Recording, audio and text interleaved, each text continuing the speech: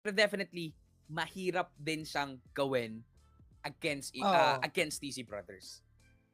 I mean, hindi naman sila may import sa Indonesia kung walang rason. Hindi sila magiging import at hindi sila mamamayagpag doon sa Indonesia kung hindi sila tier S na halimaw. Totoo. O, diba?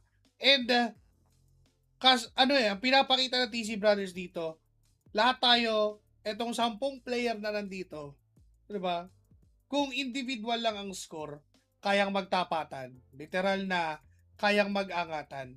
Pero sukatan na kasi to ng chemistry. To think, and now that you mention it, na ngayon kung matatapos nila to ng walang talo at all, what more sa ENC, Yes. first time lang nilang nagkasama na naglalaro para sa isang team.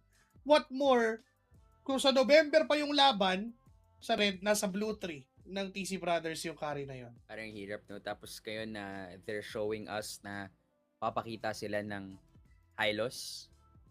Diba? And the Phobius could be pick here. Pero yan, kung Hylos, Harit, ano na yan, feeling ko din, Okram's carry na ulit yung makikita natin dito.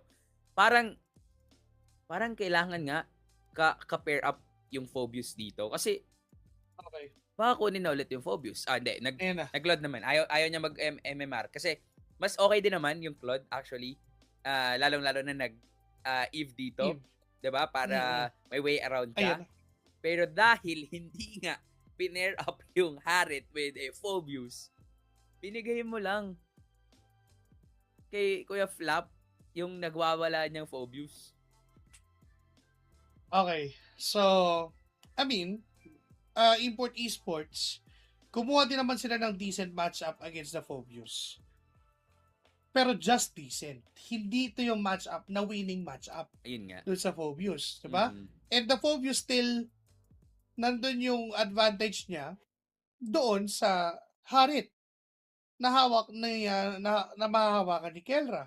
So may underlying problem na naman yung Import Esports to begin with. Yes.